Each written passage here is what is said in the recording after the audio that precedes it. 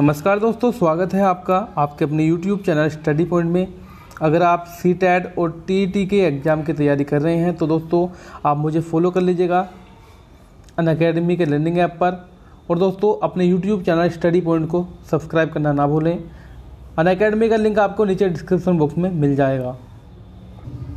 आज की वीडियो में हम पढ़ने वाले हैं शिक्षा का अधिकार अधिनियम 2009, जो कि काफ़ी इम्पोर्टेंट टॉपिक है और सभी एग्ज़ाम के लिए इम्पोर्टेंट होगा। यानी कि आप जो राज्य स्तर का TET का एग्ज़ाम देते हैं, ऐसा नहीं है कि UP TET के लिए ही है, कोई सा भी राज्य हो उसके लिए शिक्षा का अधिकार अधिनियम 2009 जो है काफ़ी इम्पोर्टेंट है। और लास्ट तक देखते रहिएगा वीडियो को।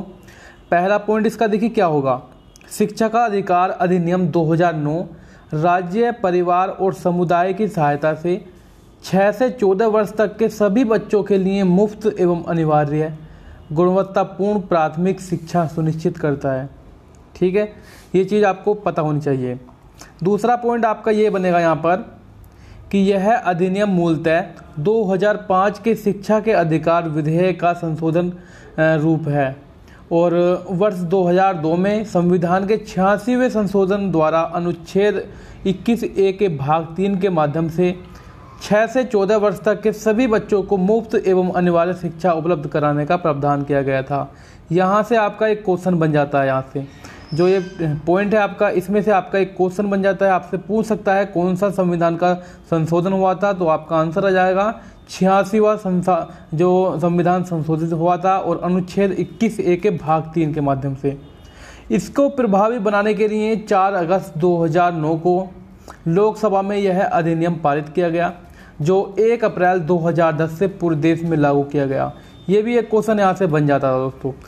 ठीक है, अब आपसे ये क्वेश्चन पूछेगा भाई इसको जो लागू किया गया था पूरे देश में कब किया गया था। आंसर होगा आपका 1 अप्रैल 2010 को। ठीक है, और जो बना था ये बना था 4 अगस्त 2009 को लोकसभा में जो है पारित किया गया था। शिक्षा का अधिकार अधिनियम के जो महत्व है वो जान लेते हैं। शिक्षा का अधिकार अधिनियम 2009 के क्रियान्वयन के बाद कक्ष आयु के अनुसार अधिक समझाती है। और दूसरा पॉइंट है इसका अपना कि इसमें 6 से 14 वर्ष की आयु वर्ग के सभी बच्चों को अनिवार्य रूप से प्रारंभिक से माध्यमिक स्कूल तक की शिक्षा देने पर जोर दिया गया है। इससे इस आयु वर्ग के बच्चों का भविष्य उज्जवल होगा। किसी प्रजातांत्रिक देश में शिक्षित नागरिकों का बड़ा महत्व होता है। शिक्षा द्वारा ही आर्थिक आवश्यकताओं को पूरा करने के लिए हर स्तर पर जनशक्ति का विकास होता है। दोस्तों जो शिक्षा है, शिक्षा बहुत ज़्यादा इम्पोर्टेंट होती है। चाहे आप दोस्तों कोई छोटा सा काम कर रहे हैं, मजदूरी का भी काम कर रहे हैं ना, तो शिक्षा की बहुत ज़्यादा आवश्यकता है। शिक्षा के आधार पर ही अनुसंधान और विकास को बल मिलता है। इस तरह शिक्षा वर्तमान ही नहीं भविष्य के निर्माण का भी अनुपम साधन है। इन सब दृष्टिकोण से भी शिक्षा को मौलिक अधिकार बनाने का महत्व स्पष्ट हो जाता है। शिक्षा ही मनुष्य को विश्व के अन्य प्राणियों से अलग कर उसे श्रेष्ठ एवं सामाजिक प्राणी के रूप में जीवन जीने के काबिल बनाती है। और अगला पॉइंट है, इसके अभाव में न केवल समाज का बल्कि पूरे देश का विकास जो है रुक जाता है, अवरुद्ध हो जाता है। शिक्षा के इन्हीं महत्वों को देखते हुए भारत सरकार ने सबके लिए शिक्षा को अनिवार्य करने के उद्देश्य से शिक्षा का अधिकार अधिनियम पारित करने का एक प्रशंसनीय कार्य किया था।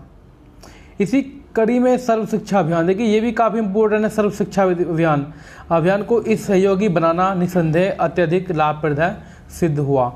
इस अधिनियम का सर्वाधिक लाभ श्रमिकों के बच्चों को, बाल मजदूर को, विशेष आवश्यकता वाले बच्चे या फिर ऐसे बच्चों को मिलेगा जो सामाजिक, सांस्कृतिक, आर्थिक, भौगोलिक, भाषाई अथवा अन्य कारणों से शिक्षा से वंचित रह जाते हैं। देखिए इस शिक्षा का लाभ जो कैसे मिलेगा भाई, मजदूर बच्चों को कैसे मिलेगा दोस्तों। जब से शिक्षा लागू हुई, शिक्षा नीति लागू हुई है, तो मजदूरों के बच्चे भी देखिए निःशुल्क पढ़ने जाते हैं ना, वहाँ पर उनको किताबें भी मिलती हैं। अब देखिए मिड डे मील मिलता है, ठीक है, सारा कुछ वहाँ पे मिलता है। पहले क्या था, श्रमिकों के बच्चे भी पढ़ नहीं पाते थे क्योंकि भाई उनके पास पढ़ने के लिए कोई मतलब पैसे वैसे नहीं थे और वो मजदूरी में लग जाते थे, बाल मजदूर बन जाते थे। ठीक है, तो इसका जो 2009 अधिनियम पारित हुआ है शिक्षा से संबंधित, तो काफ़ी इम्पोर्टेंट है दोस्तों। ये इस अधिनियम के लागू होने के बाद यह आशा की जा सकती है कि विद्यालय छोड़ने वाले तथा पहले विद्यालय न जाने वाले बच्चों को अप्रशिक्षित शिक्षकों द्वारा गुणवत्तापूर्ण शिक्षा प्रदान हो सकेगी।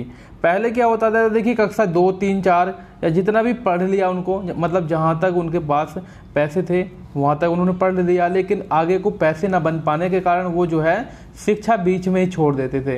लेकिन अब ऐसा नहीं है दोस्तों, क्योंकि वो निःशुल्क शिक्षा दी जा रही है।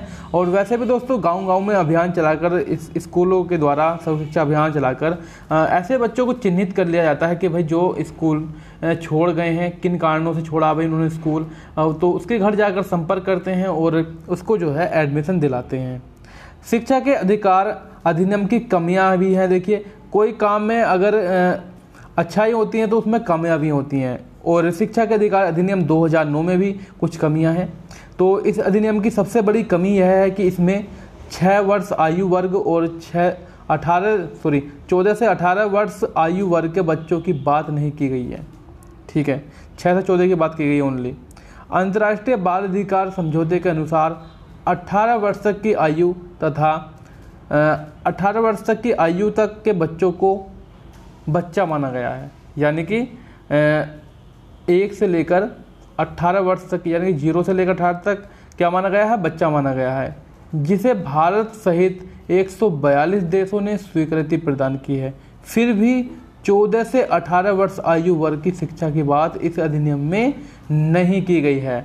बिल्कुल सही बात है दोस्तों, अगर 18 वर्ष तक बच्चा माना जाता है, जो कि 142 देशों ने माना है, तो इसमें दोस्तों जो बच्चा माना है तो भाई 18 साल तक ही शिक्षा फ्री देनी चाहिए थी। इन्होंने क्या किया है, 6 से 18 वर्ष तक की बात, 6 से 14 तक की बात की गई इन्होंने। ठीक है, तो फ्रेंड्स ये थी देखिए इसकी कमियां।